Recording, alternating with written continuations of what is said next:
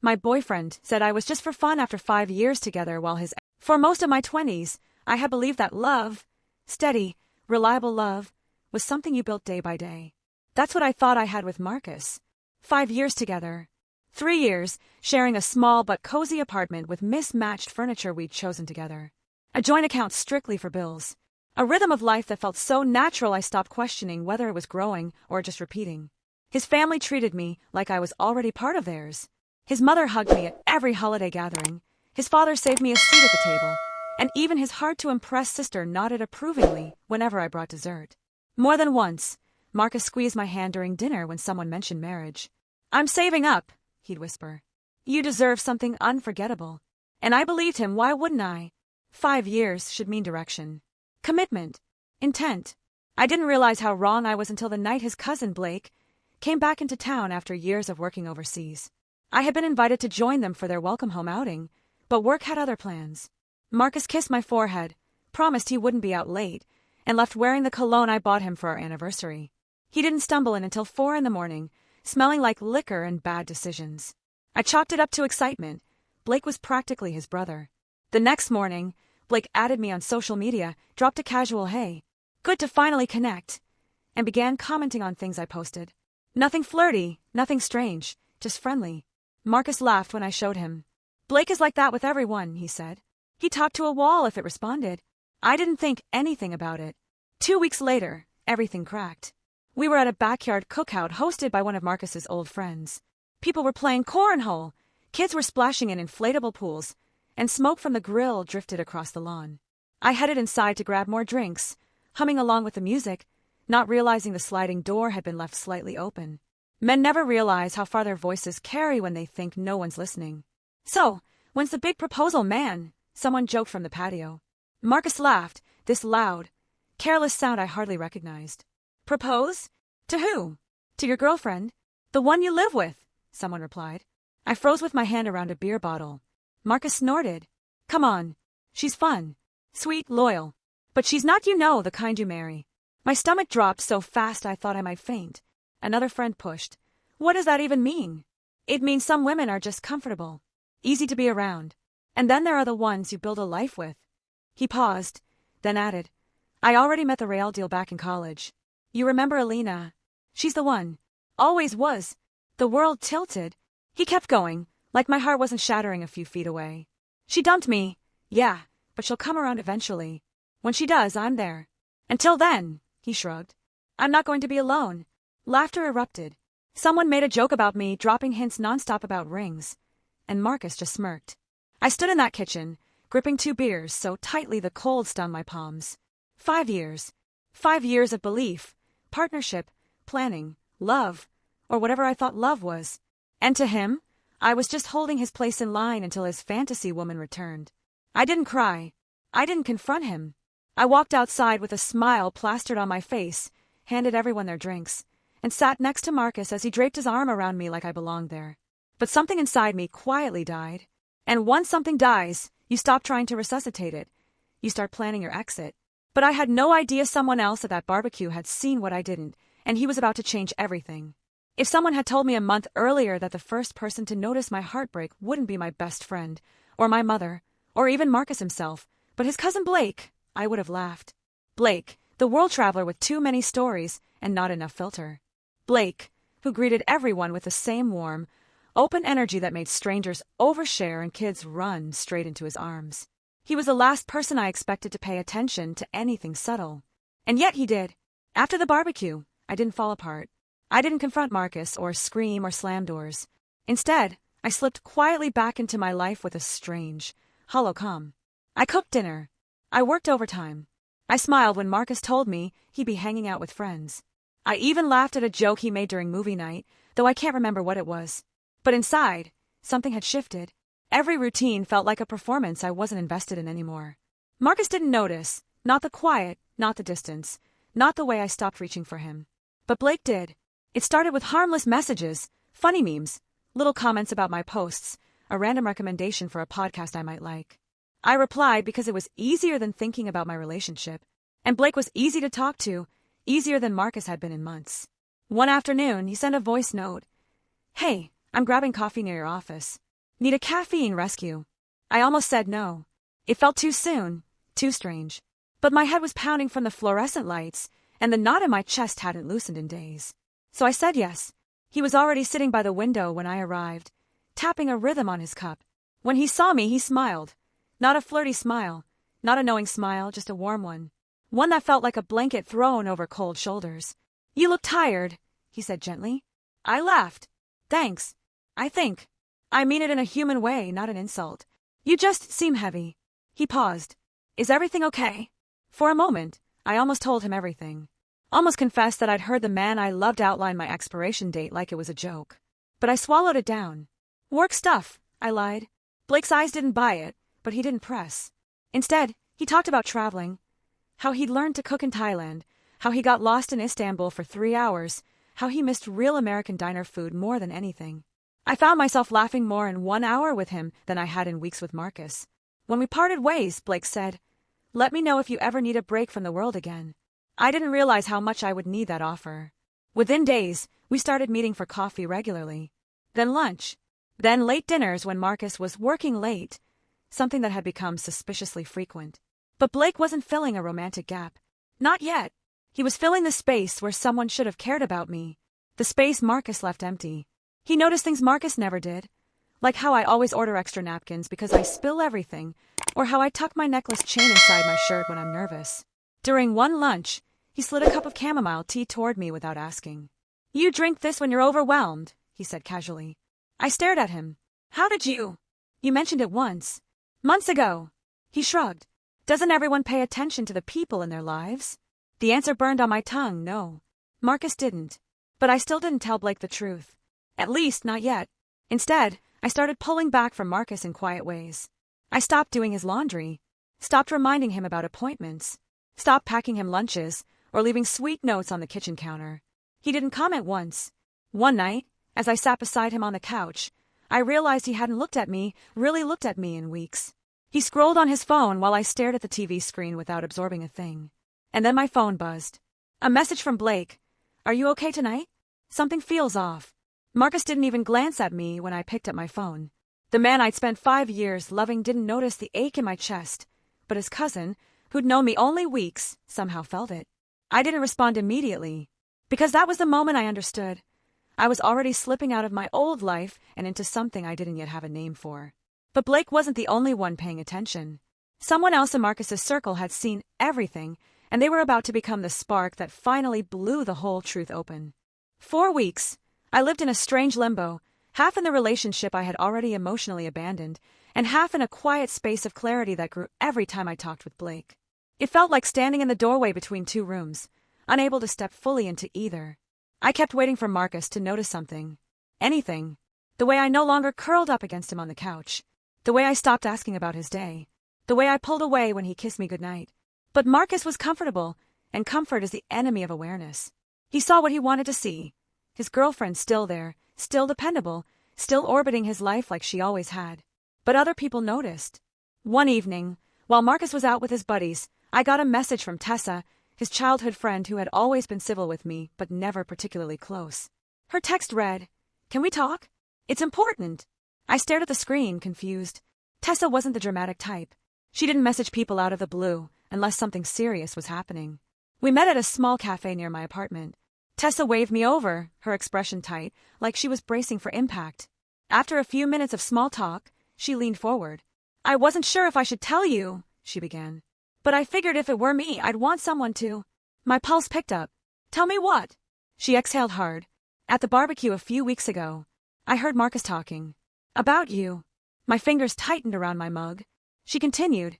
"He said you were good company, but not someone he'd ever marry. Said he was waiting for his college ex to realize she'd made a mistake." Those words, ugly and familiar, hit me again like fresh bruises. My heart hammered. "You heard that too?" Her eyes sharpened. "So you did hear?" I nodded. "By accident. In the kitchen." Her face fell with sympathy. "I'm sorry. That must have been awful." Awful didn't cover it. It was like finding out the last 5 years were just holding. I whispered.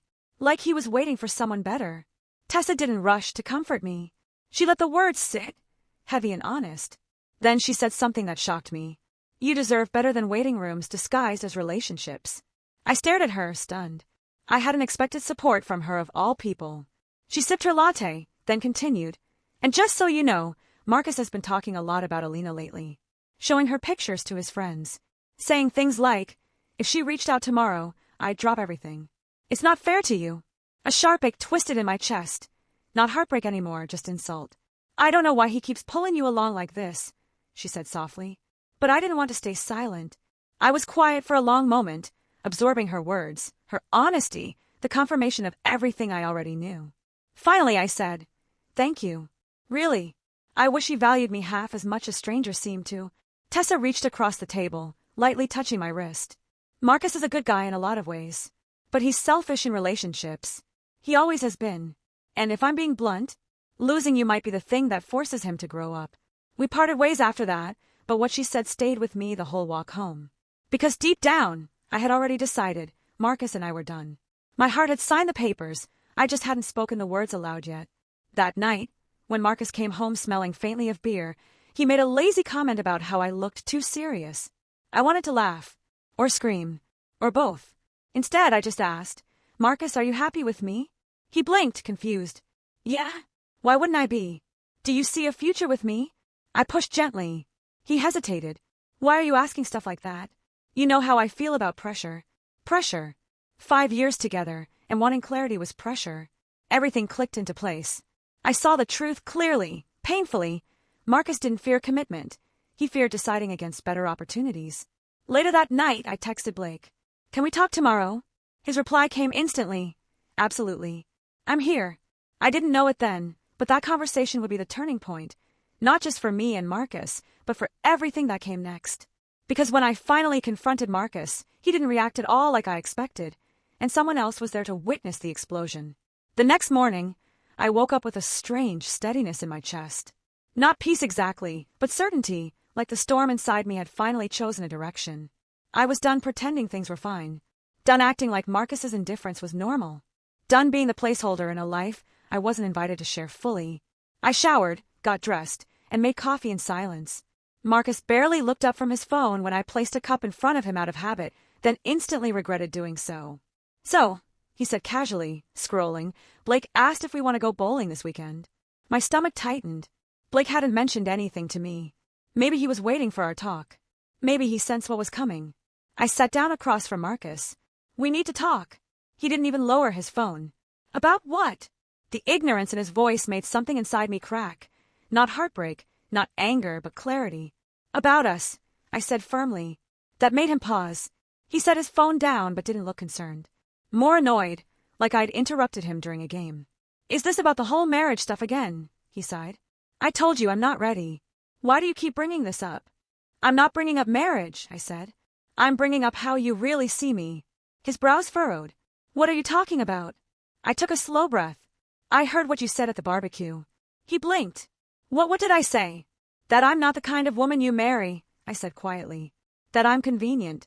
Temporary. That you're waiting for Alina to come back. His jaw tightened, but not with guilt. With irritation. Oh my God, he groaned. Seriously? You're upset over some stupid guy talk? I didn't mean any of that. Yes, I said, meeting his eyes. You did. He opened his mouth, closed it, then tried a new tactic. Even if I did say something dumb, why are you overreacting? You know how guys joke around. You shouldn't take everything so personally. I shouldn't take hearing I'm your placeholder personally. I asked. 5 years, Marcus. 5 years of my life. He shook his head. You always do this. Turn everything into drama. There it was, the dismissal. The minimization. The refusal to listen. I stood up, heart pounding. Then let's make this simple. If you love me, if you see me as your future, propose. Today. He froze. What? Right now, I said. If everything you've promised me all these years is real, then show it. His face drained of color. That's not how proposals work. I'm not doing this with a gun to my head. That's what I thought. I whispered. You never planned to marry me. He ran his hands through his hair. This is insane. Can't we just forget that stupid conversation and move on? No, I said. Because it wasn't stupid. It was the truth. Silence fell heavy between us. Then I said the words I'd been carrying in my bones. I'm leaving. His eyes widened, finally showing something like fear. Leaving. Leaving where? Why? Because you don't choose me, I said. And I'm finally choosing myself. He stood abruptly, knocking over his coffee cup. No, you're not doing this. You're just emotional. Let's talk later, okay? After work. I'm not waiting anymore, I said. I walked into our bedroom, grabbed a suitcase from the closet, and began packing. Marcus followed me, voice rising. You're seriously doing this? Over one thing, I said. Are you kidding me? It wasn't one thing, I said, folding clothes. It was years of things. And what about everything we've built? He demanded. What did we build? I shot back. A holding pattern, a waiting room. Because that's what it feels like. He scoffed. So what? This is about Blake. He's been in your ear, hasn't he? I stopped packing. No. This is about you. Bullshit, he snapped. You think I don't see the way he looks at you? He's always had a crush on you. My breath caught. I hadn't known that. But I stayed steady. Blake has nothing to do with why I'm leaving. Your words did that. Marcus paced the room, rubbing his temples. If you walk out that door, don't expect me to take you back. I closed my suitcase. I'm not asking you to. As I moved toward the front door, the apartment suddenly felt like a museum of a life I'd never fully belonged to. Our shared photos, our mismatched mugs, our memories stacked like old magazines. My phone buzzed. A message from Blake. I'm outside. Take your time. Marcus saw the notification, and his expression twisted. He's here. But I didn't answer. I just opened the door.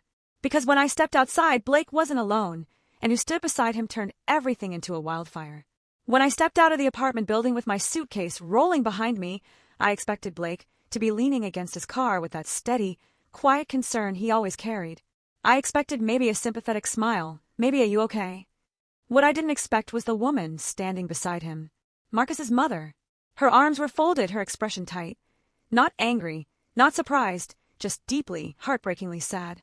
The kind of sadness people wear when they've seen too much go wrong too many times. Hi, sweetheart, she said softly as I reached them. I froze. What are you doing here? Blake glanced at her, then at me. She asked me to bring her.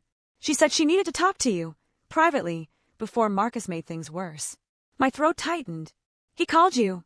No, she said immediately. I overheard him yelling on the phone earlier. Then Blake filled me in. Marcus must have been on the balcony, or speaking louder than he realized. Either way, enough had spilled out. She stepped closer, lowering her voice. Tell me what happened. I didn't want to unload on her. She had always treated me kindly, like a daughter. But the words rose anyway, trembling but honest. I heard him at that barbecue, I whispered. I heard him tell his friends I wasn't wife material. That I was temporary. Her face dropped like she'd been punched. He said that. Yes. And today, when I confronted him, he denied everything. He said it was guy talk. Then he refused to commit to anything real. After 5 years, she shut her eyes, pained. Oh, sweetheart. She reached out, took my hand in hers, and squeezed so gently it almost broke me. You don't deserve that, she said in a choked voice. You never did. For a second, I thought she might cry, but she straightened and looked over her shoulder toward my apartment door. Is he inside? Yes. She nodded once, determined. Good. Because I'm about to give that boy the wake-up call he's needed for years. Before I could stop her, she marched to the entrance with surprising speed for someone her size. Blake shot me a cautious glance, then followed her inside. And that's when the shouting started. You lied to her? After everything she has done for you? Mom, this is none of your business. It becomes my business when my son treats a good woman like she's disposable. You're overreacting. Don't you dare dismiss me. Every word echoed down the hallway and spilled through the open stairwell. Neighbors peeked out from doors. A dog barked. Somewhere upstairs, someone dropped a pan. I stood there outside, suitcase still in my hand, feeling like my lungs were full of hot sand. Minutes passed before the door slammed open and Marcus stormed out, face red, chest heaving. Blake followed behind him, posture calm but firm. Marcus spotted me instantly. So you ran to my family now? That's what we're doing, he snapped. I steadied my voice. I didn't run to anyone. Your mom came because she cares. Oh, she cares, he said bitterly. About you, apparently, more than her own son. That's not true, his mother said, stepping out next to Blake. But I'm not going to defend you when you're wrong. Marcus pointed furiously between us. Everyone is turning on me. Over one thing I said. I shook my head. It wasn't one thing. It was the truth behind it. He paced like a cornered animal. So you're leaving? Just like that. After everything I've done for you. The laugh that escaped me was humorless. Everything you've done for me? Marcus, you haven't even chosen me. I did choose you, he snapped. No, Blake finally said, stepping forward. You kept her around so you didn't have to be alone. Marcus spun toward him. OH, so now you're the hero? You think being nice, for 5 minutes, gives you the right to judge me? Blake didn't flinch. No. What gives me that right is watching you take her for granted every single day. Stay out of this. Marcus barked. No, his mother said, voice like steel. He won't, because he's the only one acting like an adult right now. Marcus stared at each of us, betrayal etched across his face, even though he was the one who had created the mess. You're all ridiculous, he muttered. She'll regret this. I felt something inside me settle, firm and final. No, I said quietly. I won't. Marcus looked at me with a mixture of disbelief and wounded pride. Then he turned, walked back into the building, and slammed the door behind him. The echo lingered, sharp and final. Blake exhaled slowly.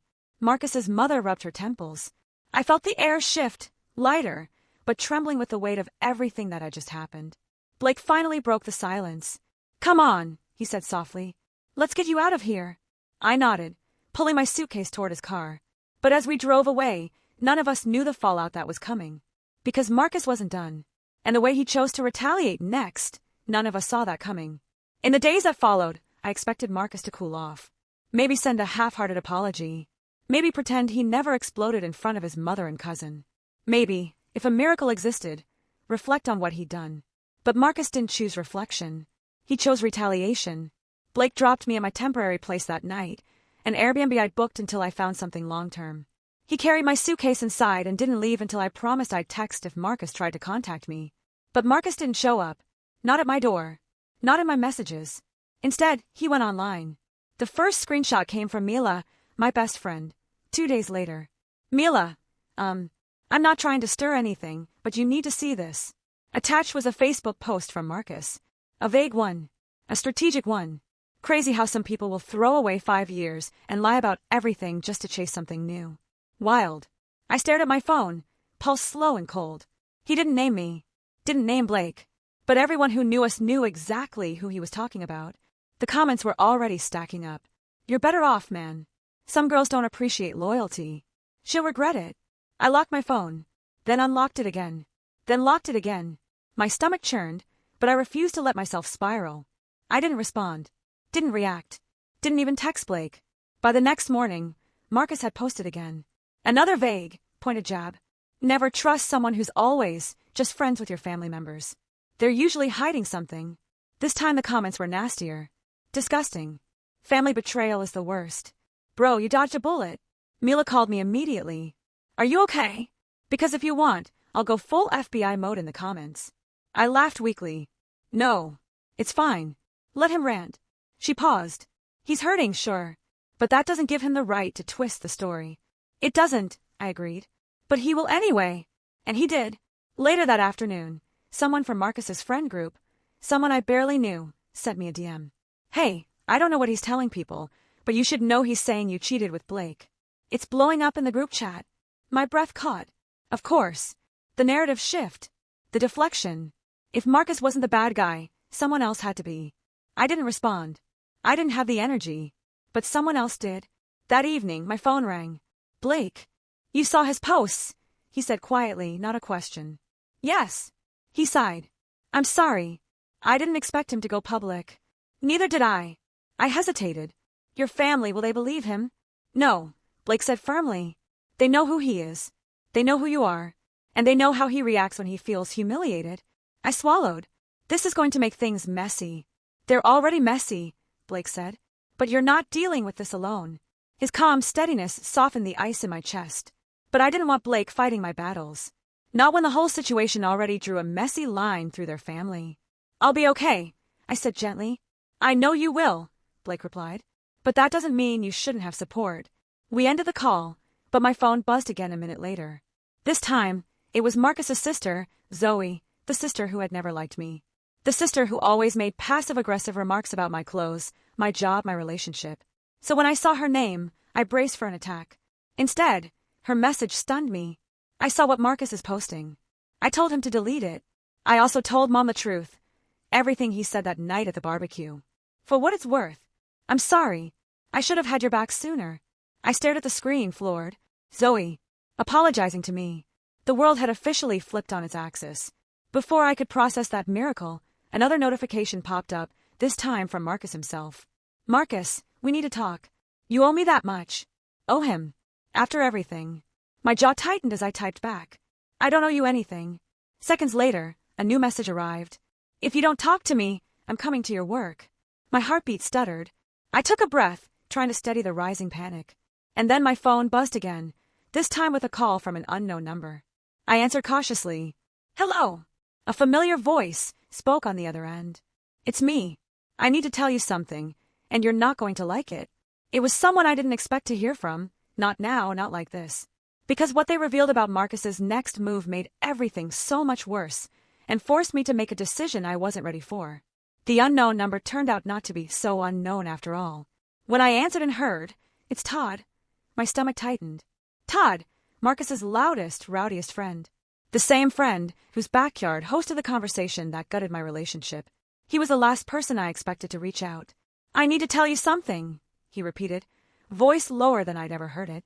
And before anything, I want to say, I'm sorry. I sat down slowly on the edge of the bed. Sorry for what? For laughing, he said. For not saying anything to Marcus when he said those things about you. I should have stepped in. I didn't. And that's on me. The apology caught me so off guard I didn't know how to respond. He kept going before I could. But that's not why I called. I'm calling because Marcus is planning to show up at your new place. I slid down my spine. What? How? He's been asking everyone if they know where you're staying. He's pissed you won't talk to him.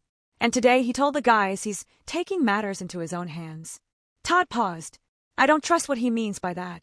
My pulse spiked. Why are you telling me? Because someone needs to, Todd said.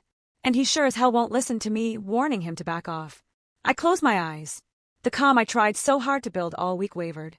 Thank you, I whispered. You don't have to talk to him, he said firmly. No matter what he says. You don't owe him anything. That made two of Marcus's friends, Tessa and now Todd, who had sided with me. These were people who'd known him for years, maybe decades. People he trusted. Yet even they had reached their limit. I hung up and immediately called Blake. He answered on the first ring. Hey, you okay? No, I said, voice thin. Todd just called.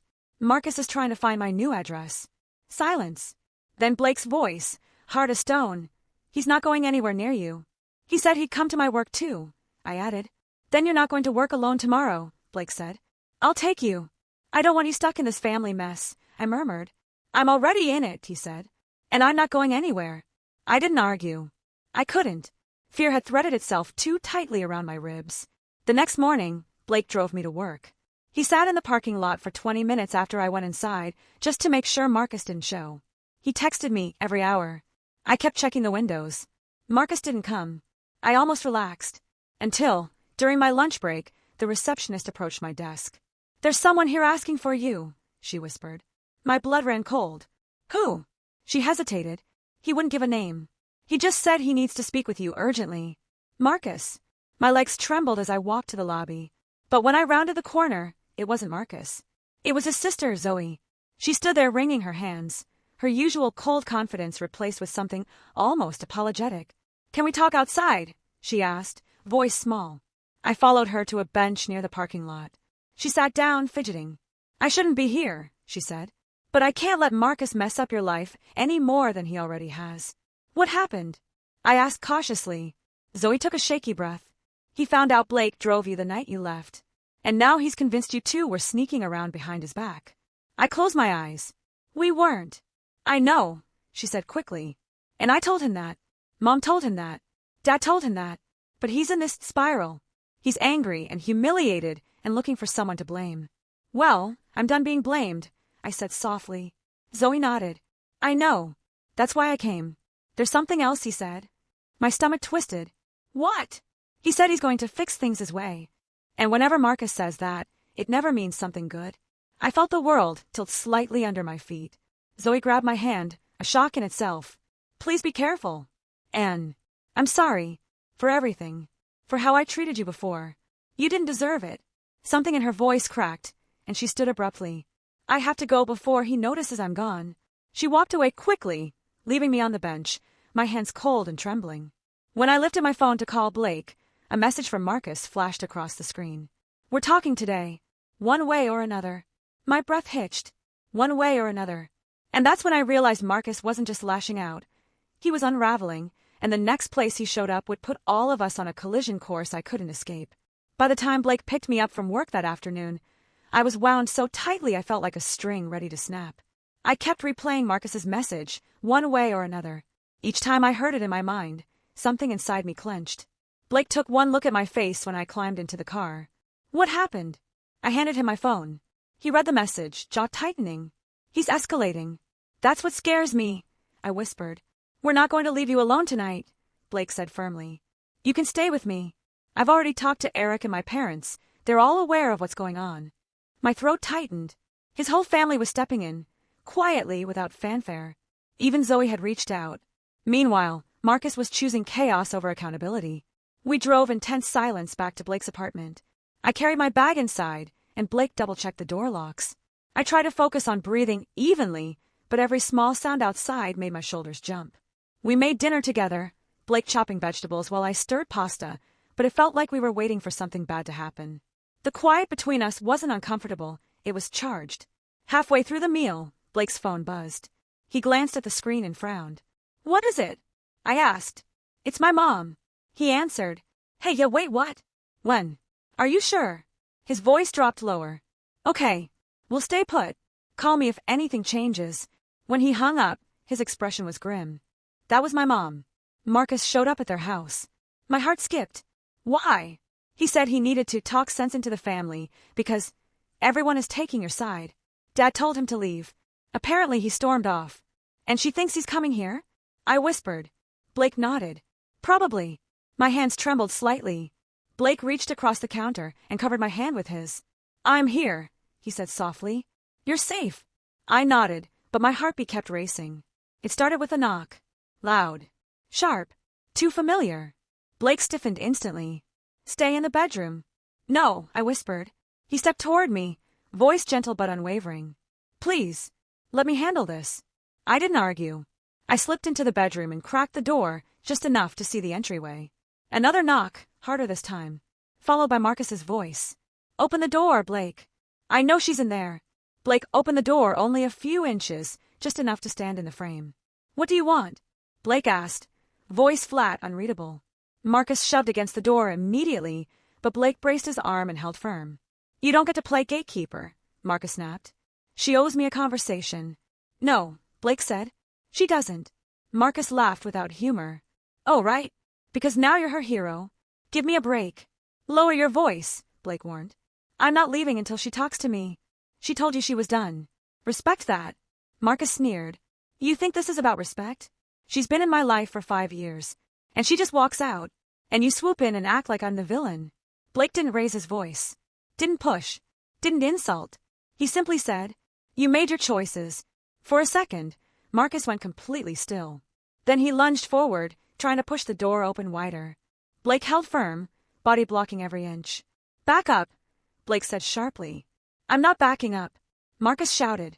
You don't get to steal my girlfriend. In the bedroom doorway, my breath caught. Blake stepped out fully into the hall now, forcing Marcus backward. She wasn't yours to steal. You lost her the moment you took her for granted. Marcus's face twisted, eyes wild. You think she loves you? She's using you. She'll leave you too. That's enough, Blake snapped. And you?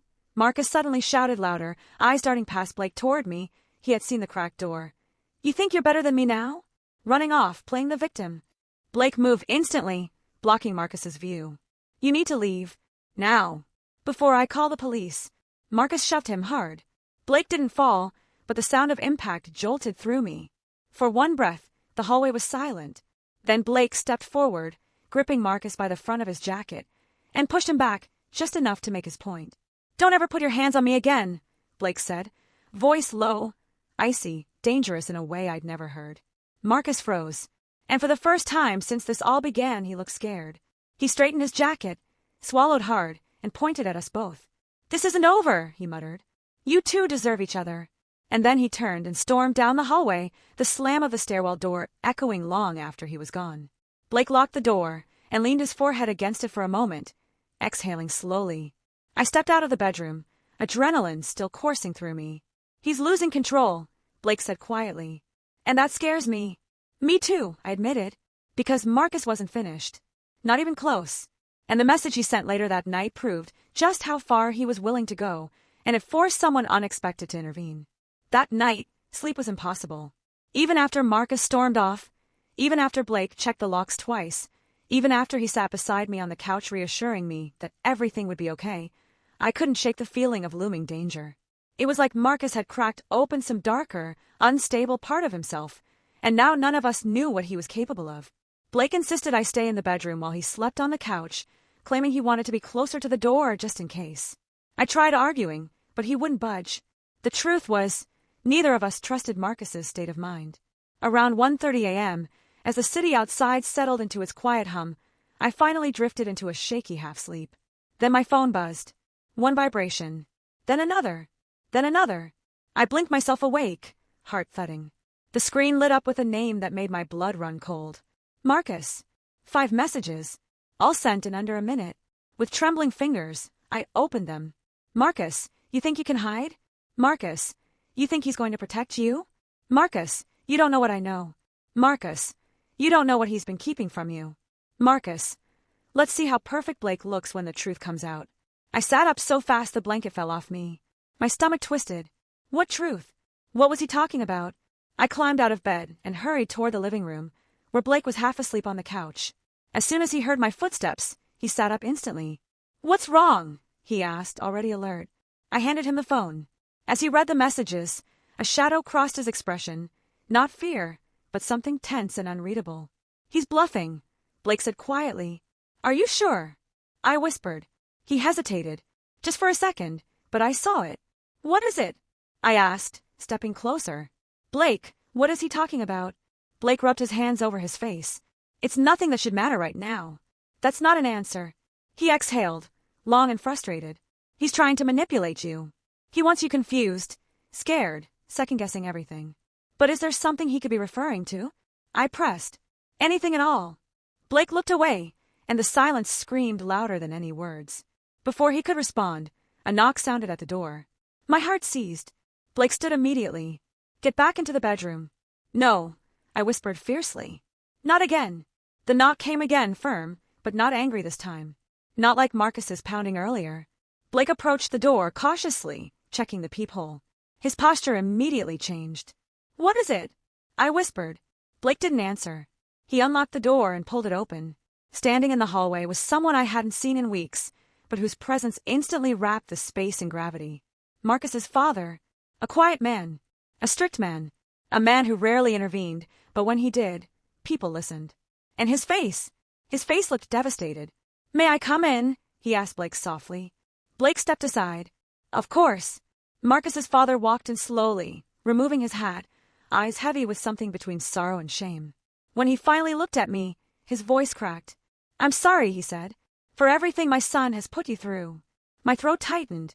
It's not your fault. He shook his head. Maybe not directly. But I raised him, and I should have stepped in a long time ago. Blake stood beside me protectively, and Marcus's father took a deep breath, bracing himself. There's something you both need to know, he said heavily. Something Marcus found out tonight. Something he's threatening to use against you. Blake stiffened. Dad! Marcus's father held up a hand. I'm not here to pick sides. I'm here because Marcus is spiraling, and he's about to do something reckless. But before he does, you deserve to hear the truth from me, not from him. Blake swallowed hard. I could feel his tension radiate through the air. I looked between them, heart pounding.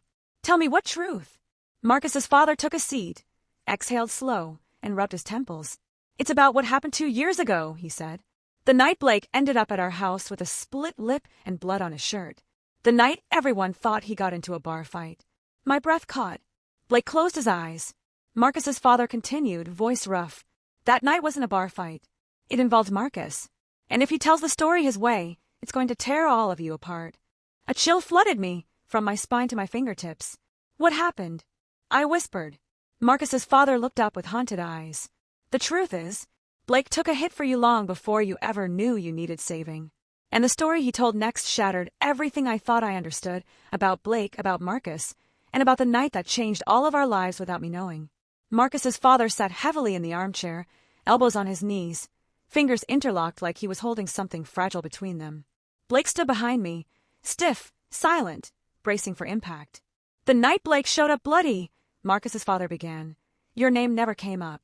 Not once. But the fight was because of you." My breath stilled. Me? I didn't even know Blake back then. "You knew him," his father corrected gently. "But you didn't see him. Not the way he saw you." Confusion twisted inside me, but I didn't interrupt. "It started at the bar down on Ridgeway," he continued. "You were there with your coworkers for someone's birthday. Marcus was supposed to come pick you up after his shift, but he was running late. I remember that night, laughing, dancing, waiting for Marcus outside the bar while he texted he'd be 5 minutes, which turned into 20, then 40. I remember," I whispered. "He showed up angry, said I looked drunk, said I shouldn't have been out that late." Marcus's father shook his head. "But what you don't know is what happened before he arrived." My pulse quickened. "That night," he said, "a man at the bar wouldn't leave you alone. You brushed him off, moved away, tried to ignore him. But he kept following you. Outside, onto the sidewalk, right where you were waiting." I swallowed. Hard. "What? No, You didn't see him," Marcus's father said. "You were talking to your friend. You didn't notice the guy getting closer. But Blake did." I turned slowly toward Blake. His eyes were on the floor. "Blake was across the street with Eric," his father went on. "They were grabbing food. Blake spotted you before Marcus ever got there. He saw the guy bothering you, invading your space." A chill ran down my spine. "He came over and pulled the guy back. Told him to leave you alone." "What happened next?" I asked, my voice barely audible. "The man swung at Blake," he said. "Caught him in the jaw. Hard. Blake fought back, pushed him off you. But then 2 of the guy's friends joined in." My stomach dropped. "He fought 3 men. He held them off long enough for Eric to intervene," his father said. "Long enough to keep the guy away from you." I covered my mouth with my hand. Heat stung behind my eyes. I had been steps away, celebrating a birthday, laughing with coworkers, completely unaware that Blake was across the street, getting bloody defending me from a situation I didn't even know I was in. "Marcus showed up just after the fight ended," his father added. "Saw Blake bleeding. Saw you distracted. And he assumed the worst." I blinked. "What does that mean?" "It means," his father said heavily, "Marcus thought Blake was in the middle of doing something with you. That you wanted his attention." My jaw dropped. "No, absolutely not. Nothing happened. We know that," Blake said quietly from behind me. "But Marcus didn't," his father continued. "He dragged Blake away and hit him. Twice. Accusing him of going after his girl. Eric stepped in. Broke them apart. Said Blake was defending you. And Marcus didn't believe it." I whispered. "He pretended he did," his father said. "But he never let it go. In his head, that night was proof that Blake wanted you." I sank onto the couch. All this time, all these years, Blake had carried that secret. And Marcus had carried a festering jealousy I didn't know existed. Blake spoke finally. "I never told you because it wasn't about me. You didn't need the weight of that night. And Marcus, well, I figured he'd eventually let it go." "But he didn't," his father said sharply. "He held it, let it rot. And now, with the breakup, it snapped loose." I felt dizzy. "So Marcus thinks I left him because of Blake. Because of something that never even happened." His father nodded. "And that makes him unpredictable." Blake folded his arms tightly, "Which is exactly why he's dangerous right now." "But why tell me this now?" I asked. "Why tonight?" Marcus's father exhaled shakily. "Because Marcus told us he's done trying to talk to you. He said, and I quote, 'If she wants Blake so badly, then I'll make sure she sees who he really is.'" The room dropped into silence. "He plans to twist that night into something ugly," his father finished. "Something false. And if he does, it could damage both of you." I stared at Blake, at the man who had quietly protected me long before I ever knew how much I'd need it. I felt fear. I felt heartbreak. But under it all, I felt fury. "No," I said. "He doesn't get to rewrite that night. Not again." Marcus's father nodded grimly. "Good. Because he's on his way to make a scene tomorrow." My breath caught. "What do you mean, on his way?" "That message he sent you," his father said. "It wasn't a threat." He looked straight into my eyes. "It was a promise." And the next morning, when Marcus kept that promise, everything exploded, in a way none of us were ready for.